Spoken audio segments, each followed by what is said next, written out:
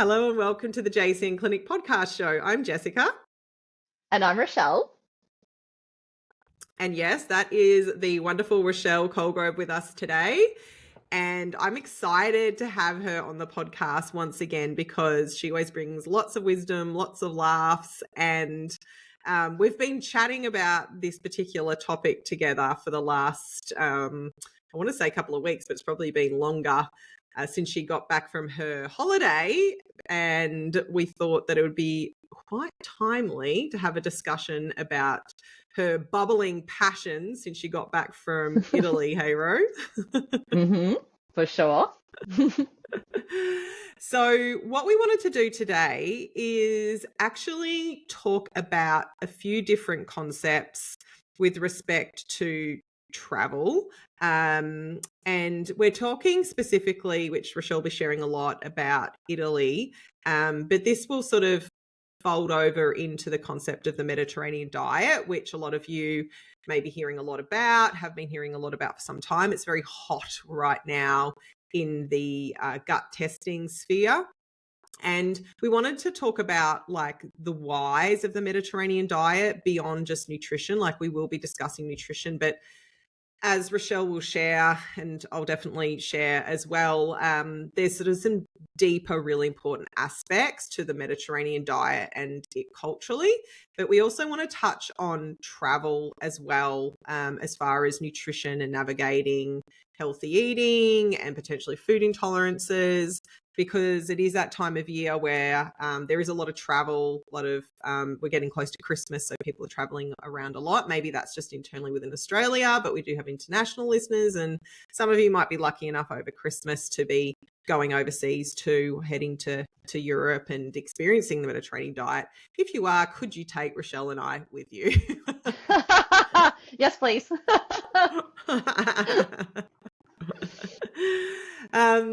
So I think that sort of sums up what we'll be chatting about today. But yeah, Bro, do you want to chat a little bit first about, just to give the listeners a bit of context, your time away, how long you're away, and where you were? Oh, yes, I would love to. So I was away for a month. I actually had scheduled a 7-day retreat in southern Italy. So I stayed in Puglia.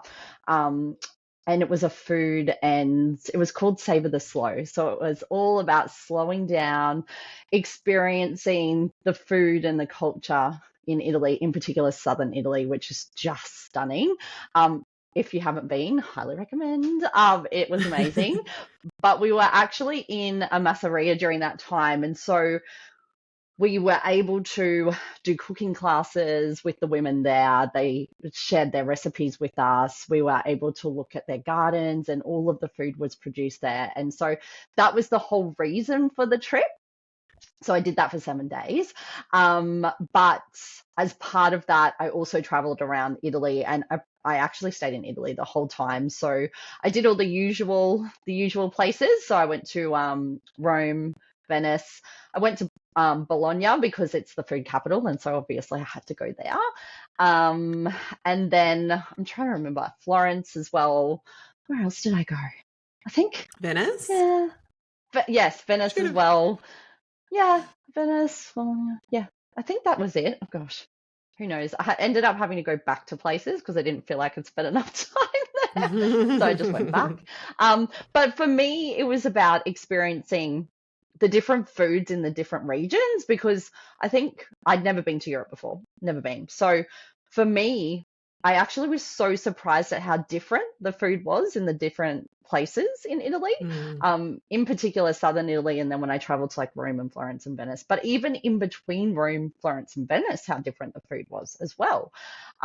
So that was really intriguing to me, but I pretty much did a food tour or some sort of cooking class in every place that I went, which was so amazing. But also, as well as part of it, it was just really understanding the culture behind the food there, because that's really why I wanted to go in the first place. And it's sort of, to me, reflecting on when I came home, it was actually like experiencing a different way of eating. Mm. and a different way of creating food and a different way of cooking. And then just really seeing their passion behind the produce, how they cook, the way that they cook with food as well. And then also this Mm. beautiful ritual and culture behind everything they do as well. And so I have tried to channel that coming home. I'm not doing a great job, but I'm trying. I'm trying very hard. But definitely, yeah, I'm absolutely obsessed. Absolutely obsessed. As I know you are, Jess, as well. Yeah, absolutely. 100%. Well, you mentioned a lot of things there that I want to unpack. So, Yes.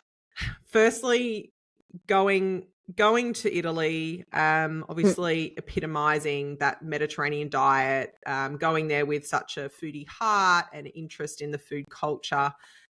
Even before going, like, as a clinical nutritionist and a naturopath, you have a very strong understanding of like the Mediterranean diet purely from a nutritional point of view, mm, why it's so important. Like we use the foundation of that a lot clinically because of like the diversity that it offers, and mm. obviously the inclusion of legumes and lots of seafood ideally. So there was, I know for you, like already that base. Mm. But I'm really curious in like you going with that, and obviously for our listeners that yeah, how you learned more, like the deeper elements of that. You just mentioned things like the experience of like the food itself, the different different cultural ways of preparation, and how things were brought to the table and how things were Mm. consumed. So yeah, I'd love to hear Mm. about like how that experience was for you, and like kind of what you learned from that, and then Yeah. obviously what has carried back with you clinically. How long have you got, Jess? So that's a big question to unpack. So I'm going to try not to go off on any too many tangents, but I can't make any promises. So I think the biggest thing that I noticed was definitely, as Jess mentioned, the diversity of food and the diversity of their vegetables in particular. I have never, hands Mm. down, tasted a Mm. zucchini like I've tasted in Italy. Like, it was insane. I don't even like zucchini usually. And I was having these roast vegetables every day, and it was just divine. Like, I could not Mm. get over how absolutely delicious these vegetables were. And I was obsessed every single day. So it was like a roasted vegetable mix. But the most beautiful thing about it was every day it was different based on what they were picking from their garden. And it was just really, really simple ingredients, really simple Mm. ingredients. That's probably the other thing that I've really brought home with me is just, I was definitely trying to make things way too complicated. And, and it's overwhelming when you're trying to like load up with all of this stuff and adding this and adding that and, making these complicated recipes and protocols. And I was like, it actually doesn't need to be that complicated. Just use fresh ingredients. I know, that I don't have a garden here, unfortunately. That would be nice. But just use Mhm. simple ingredients, fresh produce, locally sourced if you can, and create something beautiful with only a couple of ingredients. And it's just, Mhm. and it's so nice to actually bring things back to basics a little bit and just go, these vegetables are actually the superstar. I don't need to do too much to them. And I think that roasted vegetable mix was honestly salt, the most amazing olive oil I've ever tasted in my life, and vegetables.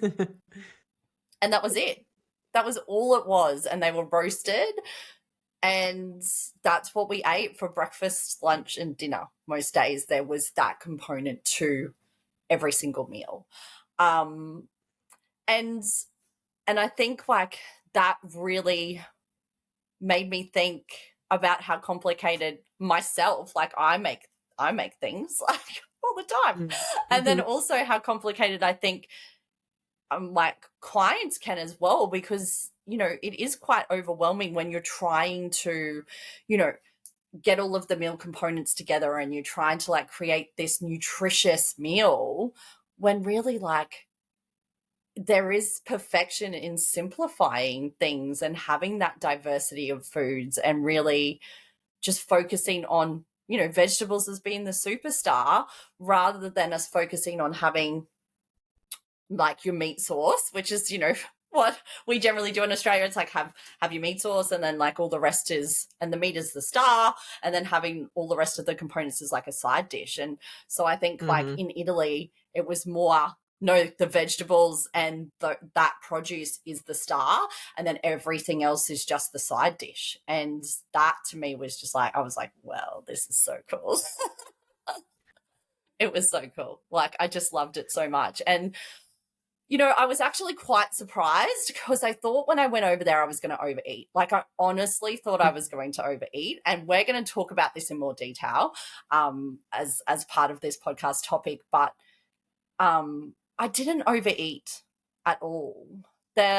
When we were presented with meals, whether I was in like one of the tourist places or whether I was, you know, in southern Italy, there is such a beautiful structure to their meals that I love, but it's, you know, never too much food or food in excess. And you have so much time to sit down and consume the food as well. And I think that's actually a really important piece of the puzzle as well, is actually the time allocated to you when you're sitting down to a meal is very different to the time allocated to you in Australia, for example. And I think we were chatting about this when I was overseas, actually, that if you have a 7, 8 o'clock, actually that's probably early, 9, 10 o'clock dinner reservation in Europe,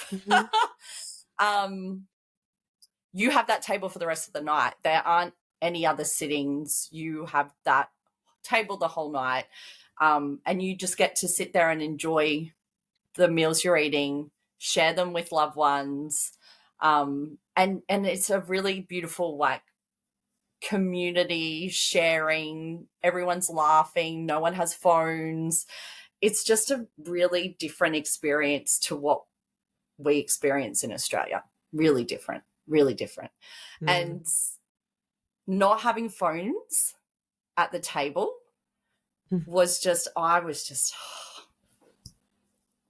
this is amazing. Like you did not see one mobile phone out when people were eating. Like, it was fabulous. I loved that, the slowness, and also just a really nice community and, you know, like connecting with people and connecting with the food and connecting with the experience of the food really shone through in every place I went, not just in southern Italy, but also in the more tourist spots as well. And that for me, it's because it forces you to slow down. It forces you to do that. Exactly. Because you're not just sitting there and just run, you know, not sitting there to just eat and run, because there's not even any takeaway over there. Like, it's wild. I was like, hardly anyone does takeaway. Even for coffee, they'll have their double espresso standing up and they stand there and they drink their espressos and then they leave. But you ask for a takeaway coffee and they're like, what? What do you mean takeaway coffee?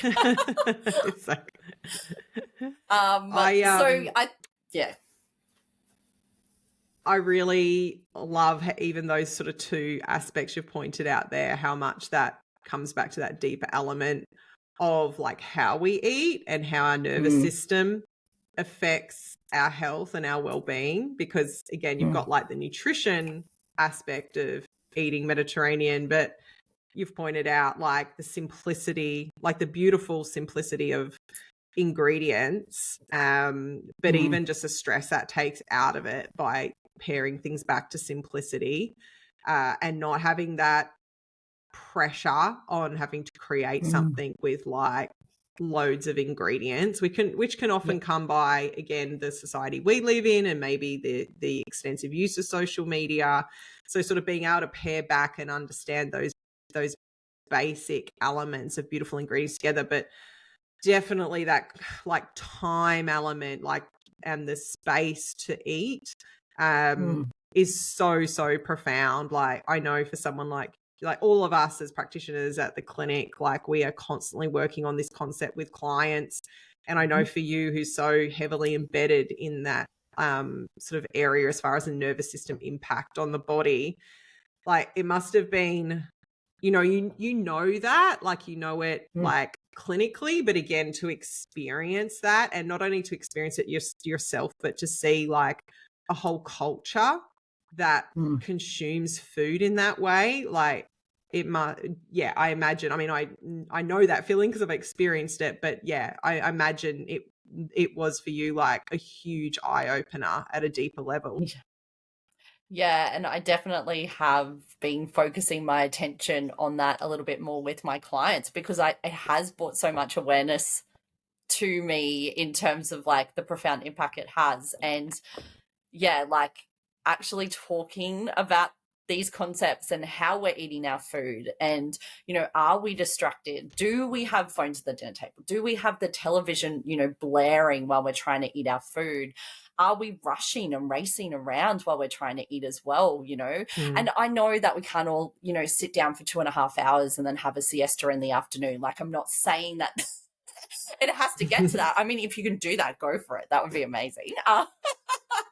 But I think it's more about just, bringing that mindfulness back to how we are consuming our food, and also just making sure that we are allowing the space to be able to connect with not just food, but people as well. Like, it's just so, it opened my eyes to how much we don't really connect with food and people. Like, so much convenience now. And I understand, obviously there is a time and a place for convenience foods when we need them. But I just think, like, when I got home, I'm like, how can I invite people over for dinner?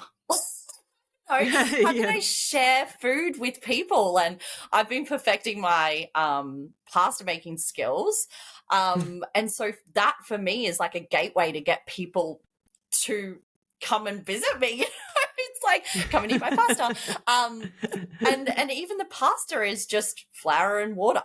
Like, that's the ingredients, there's nothing else in it. And look, I'm not very good at making the pasta, fine, but not very good at it just yet. I'm still perfecting. But I think, just that community, having that community of people while you're sharing food is also another, that connection that I just found so profound over there. And I know I'd spoken to you about this, Jess, but there were so many times where I was sitting by myself and would be invited to another table to share food with them. And I was like, this is incredible. And, invites to their home to eat their pasta, because their pasta is definitely better than this pasta, And it's like this competition of just, this culture of, well, this pasta is so important and so special and so ingrained in our culture that, like, we perfect this. And we want to make it the best pasta we can possibly make. And I'm just like, this is so cool. Like, it's so cool. Oh, that's so true. That competition, absolute competition. No, I just, again, just as far as like, I think about that relatability back to clients and just, our culture in general, like just that connectivity with people. As you say, we can't obviously all be sitting down for 2 hours for lunch and having, these long lunches. That'd be wonderful, but we can lean into aspects of this. Like, I think of the average person in a workspace who's like maybe scoffing their lunch down really quickly at their desk while they're eating, that's so common. Or eating on the go. Like, there'll be so many people listening like, yep, that's me. Like, being able to just make that decision to go, I'm going to take my lunch, I'm going to go and sit outside for 10, 15 minutes, even if that's all you've got in the sun, if it's there. Or as Rochelle's been talking about, that connectivity with people, which we so lack now in the world of phones, like saying to a work colleague, like, hey, do you want to go and sit outside? Or, hey, do you want to meet me in the lunchroom and we'll just have our lunch together?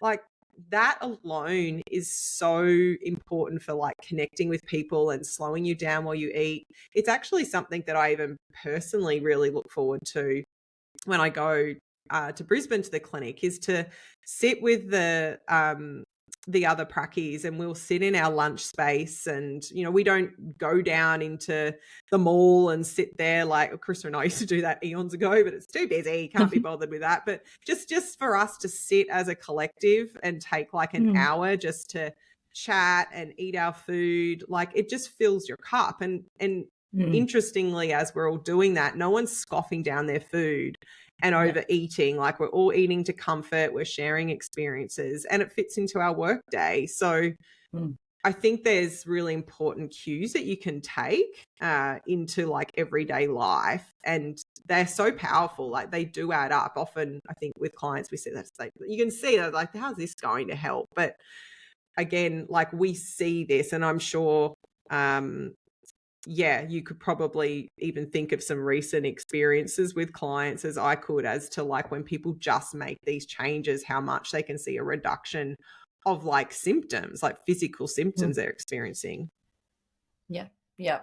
And I think as part of that gut brain connection as well, like, I'm constantly talking to my clients about just small, and as you said before, Jess, just those small little things that we can do to support like how stressed we are, or to support how we're digesting our food, or to support those components that can fit in with your lifestyle that don't have to feel like really grand gestures as well. And I think you now, and this is one that I always telling clients, step away from your desk at lunch. Don't have the computer in front of you, don't have the phone going off at you. Like, actually you can 15 minutes, that's all I want. Step away from the desk for 15 minutes. And then that does help to support your nervous system as well, because you are getting out of the space that you're sitting and working at for 8-9 hours a day. And then also from a overall gut symptom perspective, if we are eating while we're still working, we're not really giving our digestive system a great opportunity to be able to digest and absorb, and to actually be able to break down those food components as well. And I think, as part of like this whole conversation, I really noticed when I was overseas, and international travel for me is always very, very challenging. Like, I'm always just like, oh gosh, what's going to happen with my gut symptoms? How am I going to be? But when I was over there, it was only once when I wasn't feeling 100%, but that was definitely because I chose a food that I knew was going to be problematic. That picture you sent me? But I was like, yeah, that was the picture. But I was like, when in Rome, you're going to do it. And yeah, I was not okay. But you know what? It was all part of the experience, and I it was what it was. But yeah, I think bringing it back to, like the symptoms, I definitely noticed that I did not have the gut symptoms that I would have in Australia eating the same foods. I just didn't. And, obviously there's a few components to this. We've touched on a couple already. So the first one is, obviously my nervous system, I probably was a little less on it because I was on holidays in Italy. Like, come on. So there's definitely that component to it. But I think as well, it's the ingredients that I was consuming, the freshness of those ingredients, the simplicity of the ingredients. But I'll be honest with you, I was eating all of the dairy and I was eating all of the gluten, and I don't usually eat that in Australia. I don't usually. So my symptoms were holding quite well. And so for me, yes, there is that piece of, the actual ingredients I'm consuming and the simplicity of the foods, but also it really showed me, and I knew this already about myself, but that nervous system component, how important it is. Like actually sitting down, digesting my food properly, slowing down, like trying not to run around like a headless chook all the time, made such a profound difference to my gut symptoms specifically. I was like, wow, it's huge. So we just need to channel that in Australia now. How do we bottle that up? How do we bottle that up and bring it here? But I think, you know, as you were saying before, you know, trying to slow down those meals, simplifying things as best we can. Yeah, and just really trying to support that whole connection with our food too, which I think is actually like there's something so special about, you know, going to a farmer's market on the weekend, or if that's not available to you, like getting an organic fruit and veg box delivered to your home. So something locally sourced that you can experiment with different ingredients and, you know, try foods that you wouldn't usually try. Like I was eating eggplant over in Italy. I'm like, I don't eat eggplant here. Couldn't think of anything worse. Don't you? But it was so good. No. Ew. But I loved it. I was like, oh my gosh, this is amazing. And now I'm eating it now here. But I just needed to know how to prepare it properly, I think, you know. And so I was shown a different way. And then I was like, all right, I can nail this in Australia. Let's do it. Yeah, so random. There's like a couple of veggies that I would never eat in Australia, but I was eating them every day over there. Wow. So. Wow. Yeah, eggplant's actually one of my favorite vegetables. Like it's right up there, but right. Definitely like how I've had it throughout Italy's been a big impact. Actually, one of my favorite ways I had it, which I don't think I've ever had again, was in Tuscany, where it was like the family was staying with, it was cut thin and done on the barbecue, so grilled and brushed with their homemade olive oil. But then Sylvia made this mix of like finely chopped mint out of the garden and finely chopped garlic with just olive oil. So it was almost like a really rustic sort of like, you know, almost think of it like a pesto, but not literally just those three ingredients. And then just kind of spooned that, kind of brushed it over the eggplant once it was done. And I had never even thought about putting mint with eggplant to start with. And again, just those classic basic ingredients just done, all picked from the garden, was just like mind blown. Yeah, totally. My mind was blown the whole time I was over there. I was just like, how can this frittata that is legitimately just their eggs, salt and olive oil taste like this? I went back that frittata every day. I was like, and if the frittata wasn't there at breakfast, I was like, where is the frittata? Where is it? You know, my parents have like their own chickens, so like I am very well versed in eating, you know, eggs from chickens like every day. Very well versed in that. But even so, like it was just, I was like every day I was like, oh my gosh, this food is so good. I never want to leave. I do think like there's definitely a difference in the food like grown in European soil. Like I do absolutely know there's that difference there from our soil, but I definitely also 100% believe everything else that we've been talking about as far as being like connected to your food, really focused on what you're eating and enjoying eating makes such a profound difference. Like when you're talking about those beautiful roast vegetables, like how many times have you roasted vegetables at home? But like if you've had them and you've it's just like cooking, eating, not really, you know, just eating them while you're watching TV, or you've packed them and you're just scoffing them down like on the go, like you're not connecting with them in the same way, which may sound strange to some people to think about, but it's like you're actually sitting and enjoying the food. Like really think about it. How often can you have a meal when you're on the go or you're busy and you kind of don't even really taste it? Like you're aware that you're eating and you're kind of aware of the flavors, but I don't know, like you can just afterwards go, did I even really like taste that and enjoy the elements of that? Like I feel like it's really quite rare that people do that. Whereas when they're on holidays, they're more forced into that. And that's why people like enjoy the food better, but also have less issues with their health and their digestive system. So they'll be like, you know, the food's different over there. It's like, well, it is for sure, like as far as how it's grown, and potentially the wheat in Italy isn't as gluten rich, and maybe the dairy, you're having more of like the goat and sheep over cow, depending on what part of Italy you're at. Like I think those things definitely play into it, but there is no way in my mind that these other aspects aren't a huge part. Absolutely no way that they're not playing a role. Yeah, and Yeah. I can wholeheartedly agree with what you're saying in terms of the preparation of food as well.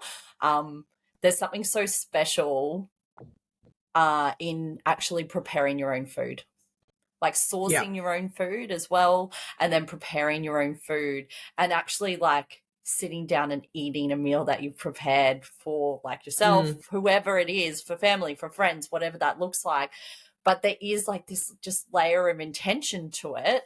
And actually one of the most profound parts of this just reminded me of one of the parts of my trips, of my trip when I was in southern Italy at that retreat. And there was a lady, Maria, who took us through the cooking class, and she was showing us how to make the vegetables that we were eating. She was showing us what they did with the leftovers as well, so that they never wasted any food. And then also like how they, like her philosophy about the food. And Mm-hmm. like she had so much passion. Like honestly, I was in Mm-hmm. tears. I was in tears when we were doing this cooking class. I couldn't handle it. She had so much passion, and I remember her saying, you know, for me it's yes, a love of the produce, and yes, a love of the land, and yes, a love of food and cooking. But she said, what I see in the masseria when they have people in the masseria staying is just that love, like passing and imparting that love onto everyone that eats that food. So it creates this beautiful ripple effect. She is pouring love, and you can tell she just does. Like she pours this Yeah. beautiful energy and beautiful love into the food. And then that creates this ripple effect where she like then looks out at the people consuming the food and enjoying the food. And I was just like, oh my gosh, yes, that's exactly what it is. it you know, is that layer of intention Yeah. that is just That's so so profound. true. So profound. Yeah. And so beautiful in terms of, you know, everyone experiencing like her way of like, you know, sharing food. It's just it was definitely a beautiful That's so beautiful thing to see. nice. Yeah. Absolutely. I think I told you this, but I'll share it here. I don't know if I've talked about it in other episodes.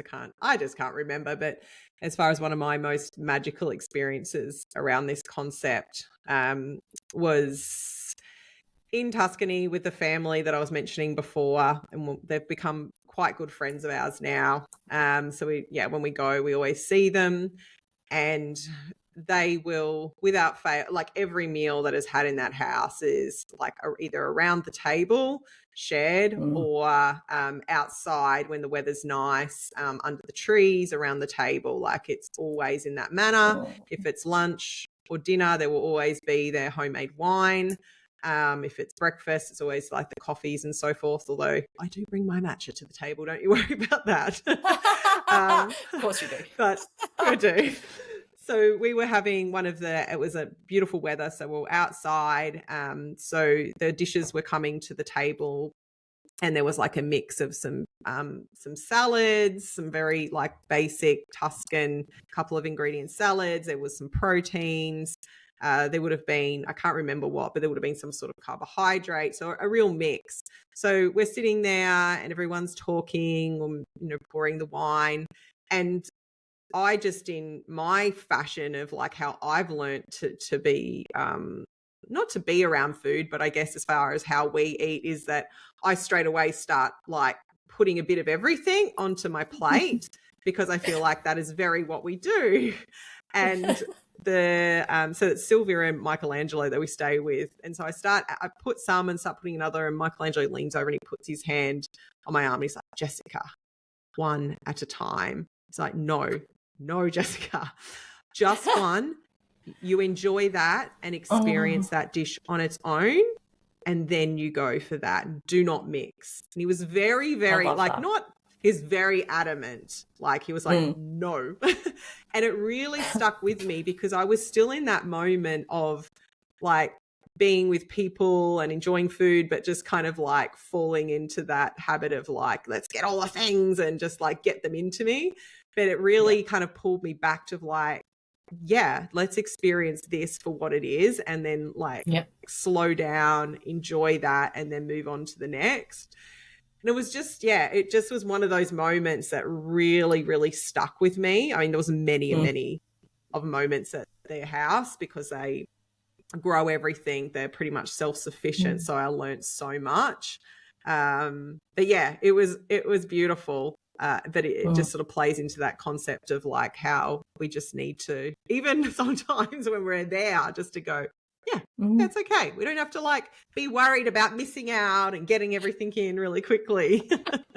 For sure. And I think the way that they structure, like the way that they eat, it sort of forces that upon you as well, which I actually really enjoyed because, you know, you'll have your first initial course and then that they'll take that away and then you have the next one. And so it is like this beautiful staggered approach. And that was something that was really intriguing when I did the different food tours or the different cooking classes as well, because, you know, they have their own way of serving the pizza and what they actually consume with the pizza, like the specific pepperoni that you have to cut through the fat and you know, to like make it so that you don't get so full and you only have small portions. And then they have the pasta course, which is a little bit further down the track, but it's always like a smaller amount of pasta and it's never like really, really heavy because the ingredients are so light and you know, then they'll have like another course and it is just really staggered in its approach, but also it is like that sort of forced slowness and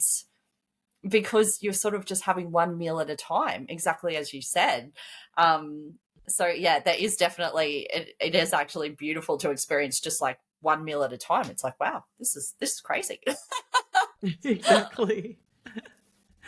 I think in regards to the sort of concept of travel, like for those that are listening and that are traveling potentially over to somewhere like Italy or to Europe or, I mean, I know this could apply to Australia as well, but we're sort of leaning more towards that overseas travel at the moment.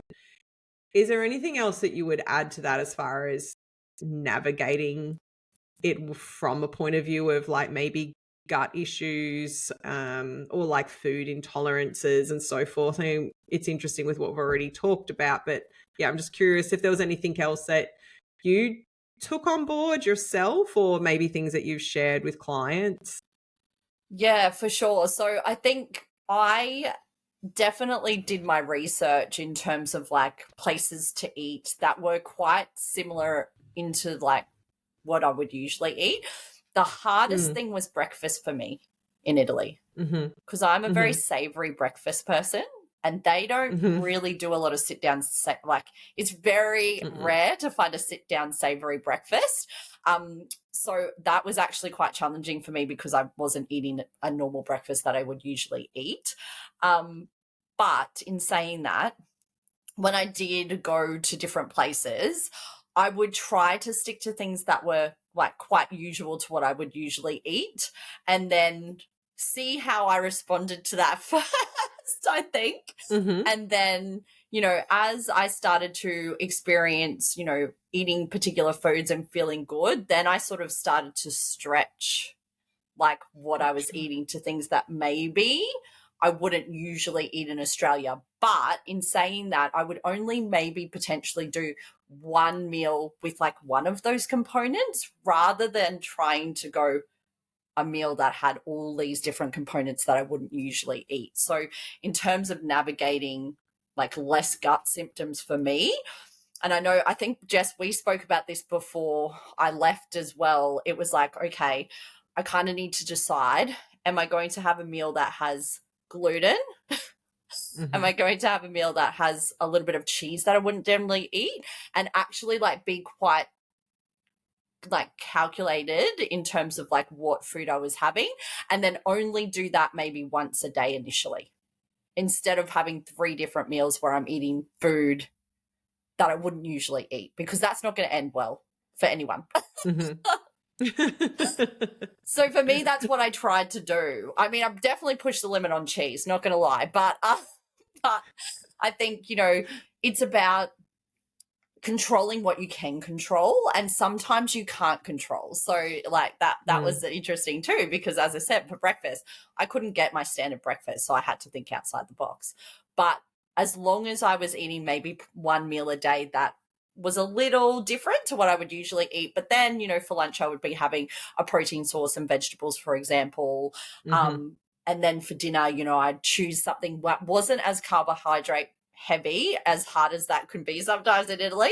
And then just seeing how my gut responded. And then when, especially that day that I had that not so good meal, which was amazing, but just not so good for my guts, I actually really made sure the next day that I was eating foods that were diverse, eating enough protein, having my vegetables. And I sort of just was checking in with my gut symptoms to see like where I was at and what I needed as well.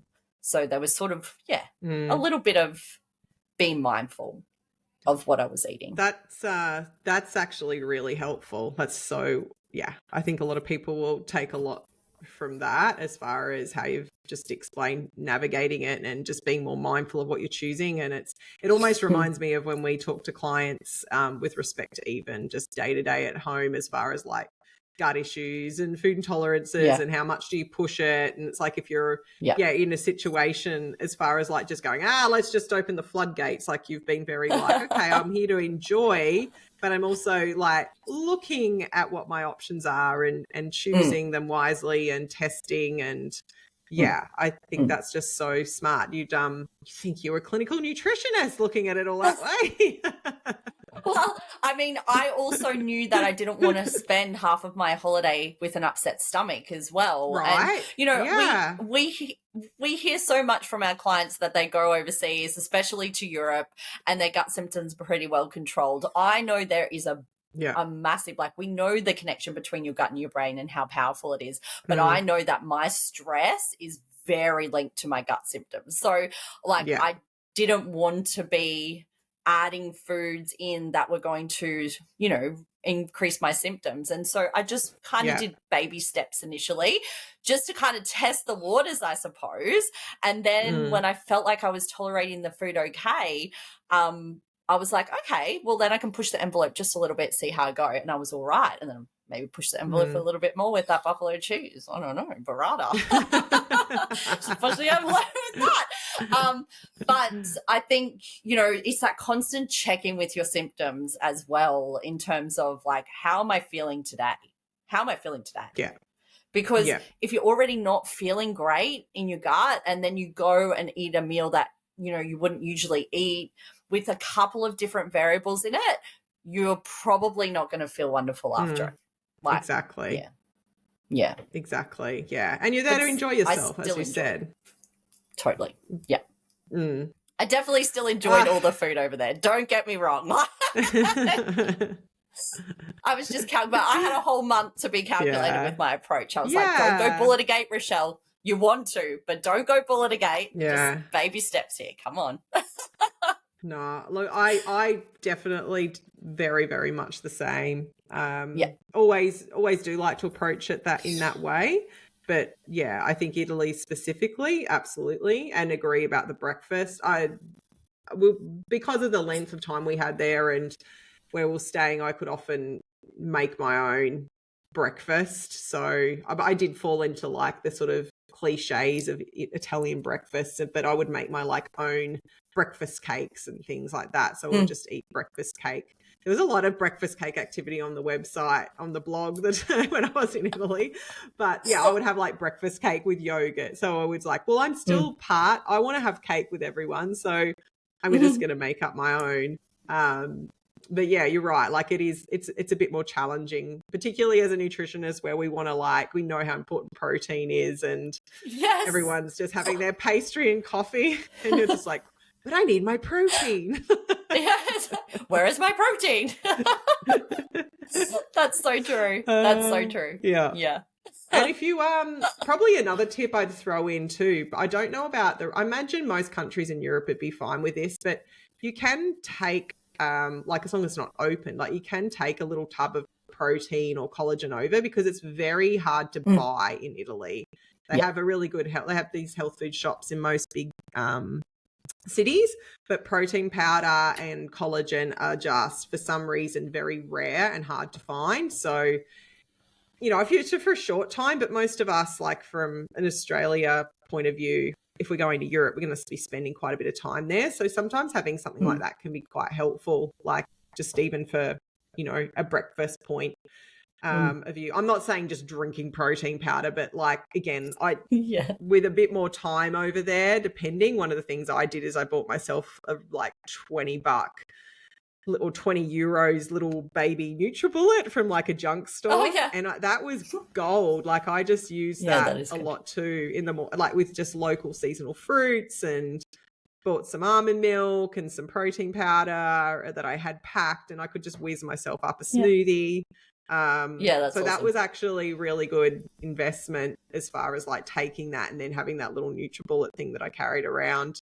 But again, I would only do that if you were spending like a lot of time there, but it might be helpful to some listeners. Yeah. Is there anything that we've missed that you wanted to add? I don't think so. No. Yeah, no, I think we've covered it. I mean, I could talk for hours on this topic, so better rein me in. Yeah, it's so like that, isn't it? Particularly sharing the actual food experiences as well. So amazing. Is there one, I guess, well, there's two things. One, in the back of your mind, think about any recommendations you have in general. They can be related to this topic, but is there another food experience, if you had to choose another one that stands out? I'm curious what it would be. Oh, there's a hard question for you. That is a really hard question. Actually, there was I have told you about this. There was the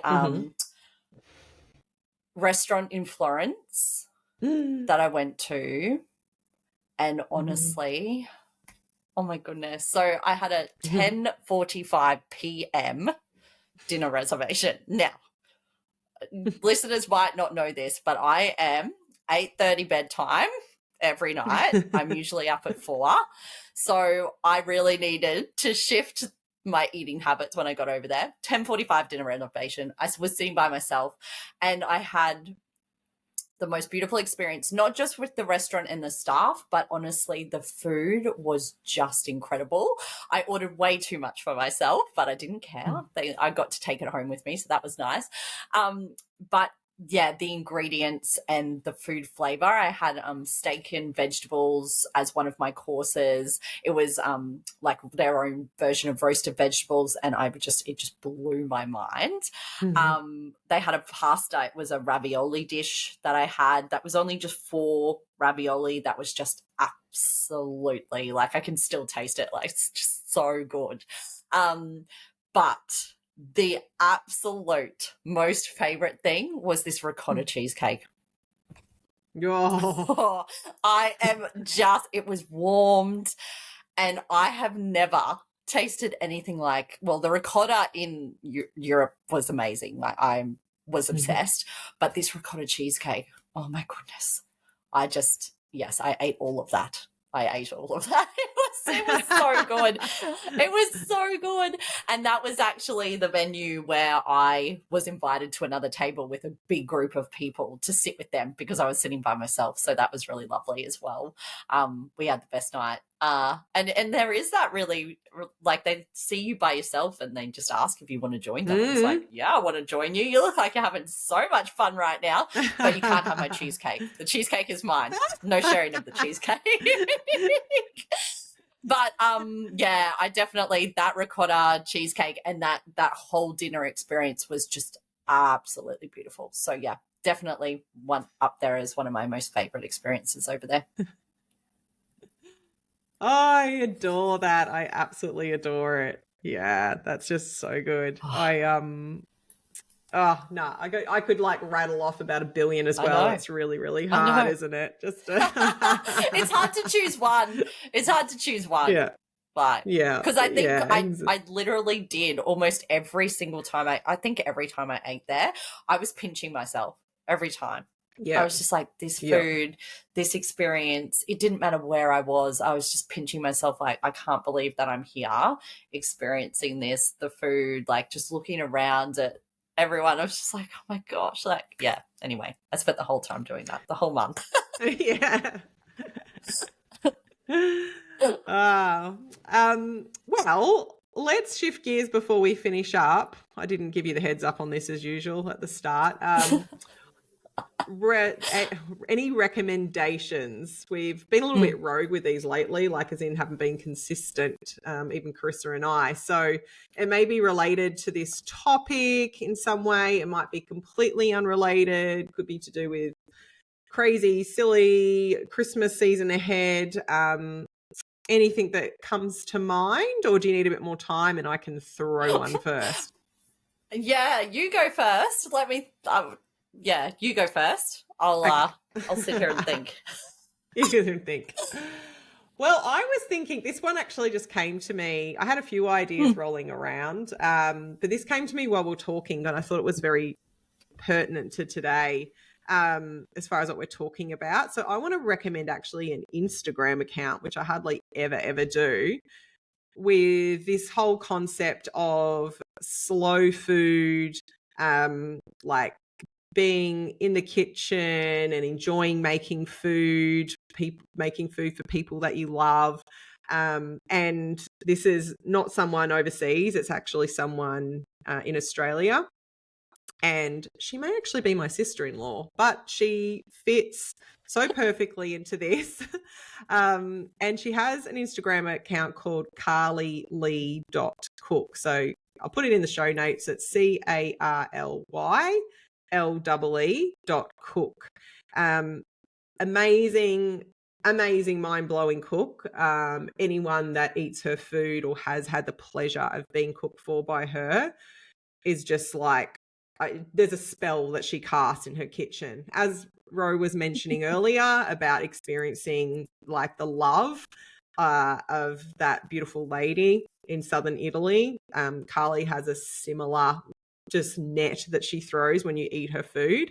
And she's created this page over the past year. It's very, very new, where she shares a lot of, there's a lot of reels and there's a lot of photos on there too, but where you'll see this like absolute love of food. And it's not food intolerance friendly, it's not gut friendly, it's like everything. It's everything beautiful about food.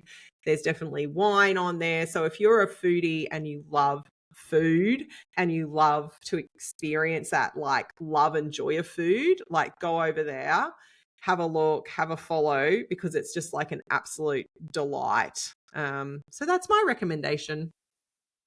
That's a great recommendation. I don't have a recommendation like that, but this is probably not even going to be right in terms of what I'm meant to be recommending. But I think coming into the silly season, right, there is this tendency for us all to, you know, commit to all these different things and events and doing all the things, and we sort of run ourselves ragged. So I'm going to give the listeners a challenge. I don't know if I'm allowed to do this, but I'm just going rogue. Yes, I'm loving this. Do it. Yes, great. A challenge to actually, instead of going out and doing a dinner or something out of the house, cooking for people in your own home and cooking something from scratch.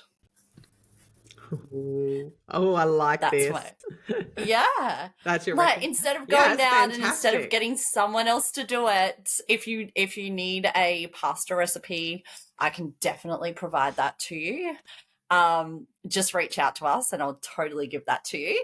But I think like, yeah, and in, you know, everything we've spoken about today, how beautiful would it be to have, you know, family or friends come over and you create a meal. It doesn't have to be complicated, but create a meal for them and share that love and passion and just that beautiful spirit that we've been talking about today. Yeah. I love it. That's fantastic. Absolutely love it. Well, thank you so much, Ro. This has been, Thanks, we could talk about this forever, but I feel like we've shared, some really pertinent topics around this. And I hope that it's helped people see a little deeper into this concept of the Mediterranean diet and like how it runs so much deeper into, how we experience food and how our whole sort of being around food and our nervous system and the way we spend our lives like day in, day out with the food we consume is so vital in all of this. Because I don't, as always, it's not given enough recognition. For sure. If you have found this episode helpful, If you would just like to share the Christmas vibe and just make us feel good, can you please do us the honour of heading to the reviews and leaving us a review? It means the world. The more you guys leave us a review, it means others find us in this sea of podcasts that exists out there. And also sharing as well. So if you can share on socials, again, that means the world to us. If you've got any questions about what we've talked about today, if you want Rochelle's pasta recipe, just slide on into her DMs. If you want to go around to her place to eat pasta, slide on into her DMs.